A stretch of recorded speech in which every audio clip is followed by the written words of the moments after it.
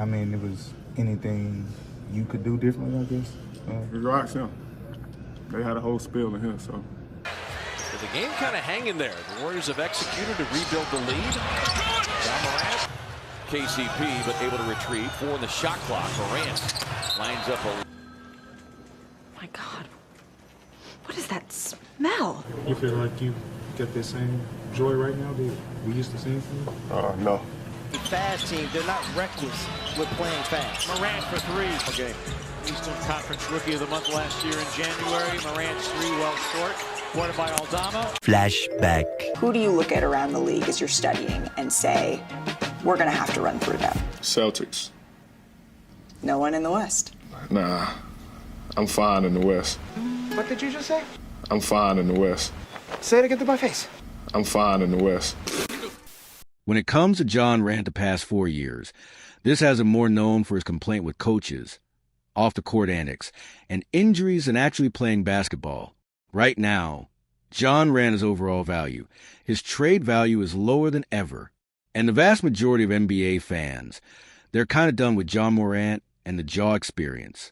Done. Now, Grizzlies fans, that's a different story.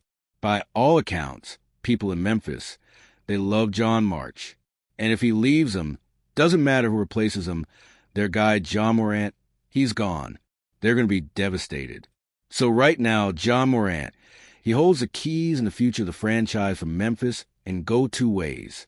He can suck it up and play better, or pack it in after quote-unquote losing his joy. You feel like you got the same joy right now that we use the same thing? No. Why not? Boo-hoo. Let me play a sad song for you on the world's smallest violin. What can be done to get it back? We'll see. Do you think you have a good relationship with the franchise in general? Yeah. They told you all that, right?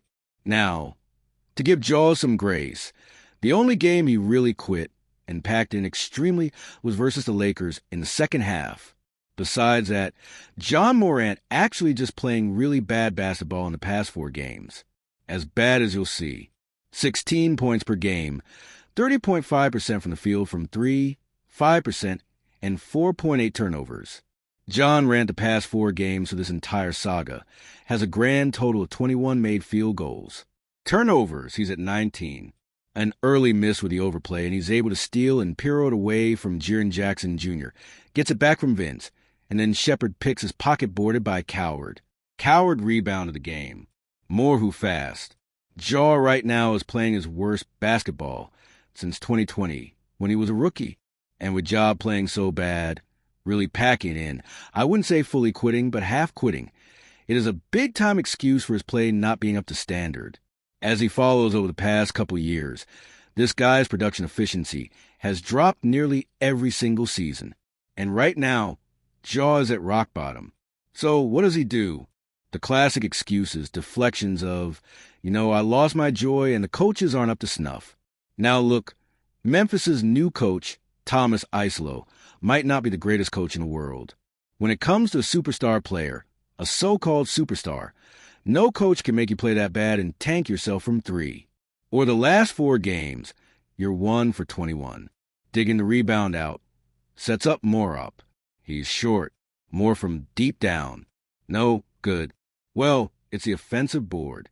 More relocated. More an open look at a 3. Duck and cover. Thank you and goodbye. One thing a lot of NBA fans are learning right now is John's overall value really isn't that high. And the market of teams who actually want John Morant, it's at like 3, maybe 4 teams maximum. The vast majority of teams don't want John Morant. And more importantly, they don't need him. As looking at Jaw's skill set, it's pretty basic. He's athletic, fast, quick, he's ball dominant, and on defense really give you nothing. When you suspend your franchise player for having the bad conduct detrimental to the team, I got you, big perk. That is coming from the top. I think it's only one option for John Morant. That one direction he needs to go. He needs that air exposure. Pat Riley, Miami Heat coach. Oh, so stopping Perkins right there very quickly. If Jaw goes to Miami Heat, that for John Morant is ultimate bailout and golden parachute. And looking at someone like Spoelstra, He's one of the very few coaches in the NBA superstar players actually listen to and kind of have to. And looking at the Heat's offense, here's the funny thing. The guy they brought as an offensive consultant was Noah Lauro. Now, who's Noah Lauro? Noah Lauro last year worked with Memphis and Taylor Jenkins, and the offense he put in place John absolutely despised as the RO. Offense, one thing it didn't emphasize was pick and rolls. And if you know Jaw, that's kind of his bread and butter. And look at the Heat this year. With Noah Lauro behind the scenes tweaking their offense, the Heat this year are dead last in pick and roll frequency at only 5%. And looking at Memphis last year, the exact same thing, taking RO frequency at 10.2%. Then in the NBA was dead last. And compared to his Heat team, it's more than double. He's a lucrative assistant. Their top lead assistant for Grizzlies. They've invested a lot in him. He is known for his offense, his creativity. They've changed their entire offense this season there. They're now first in the NBA in pace. They've run the fewest on ball screens and dribble handoffs per game since that stat was being tracked. Much later. The Heat, while he didn't like playing last year in the Taylor Jenkins offense with Noah Lauro and all the qualities they installed there with not a lot of pick and roll, not a lot of screening. Like they're playing up and down. They're not even running plays. They're not doing pick and rolls. It is read and react offense. For someone like Pat Riley, one of the best minds in basketball who has numerous championships, he built numerous dynasties. This guy, when it comes to the average superstar, doesn't bend to your whims and what you want, whereas someone like Butler learned that very, very quickly. If John goes to the Heat, he's learned that same lesson on day one. As looking at Miami's offense, running the Nola Rose system, I don't care if Jaw likes or doesn't like in Miami. It's working. And Memphis last year, it also worked as the Grizzlies were second in scoring, 6th in offensive rating, 8th in assists, and 8th in field percentage. That Memphis team last year, despite Jaw's complaints, offensively were very, very good. And look at the Heat right now. It's eerily similar. Points per game, 3rd, offensive rating 11. Assists 2nd, in fair percentage, they're 4th. This Heat team right now down Tyler Herro. Offensively, they're thriving under that system look better than ever. So I asked the question, is John Morant worth the headache? Is the juice worth the squeeze? How about new? Like I said earlier, the John Morant market is very, very small and dwindling fast. And looking at Jaw's overall archetype, also kind of going extinct. As looking at Jaw's strengths, it's all offensive. Defensively provides nothing, and health-wise, he's worse than bad. Now, one last point I do want to make. When it comes to John Morant's downfall, it's twofold.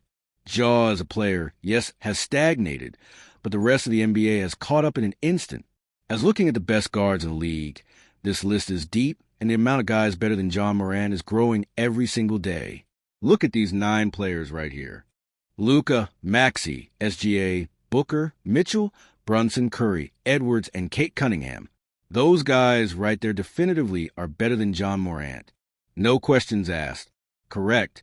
What job was booked as back in 2022 with a championship caliber guard and a top 10 guard at the absolute worst?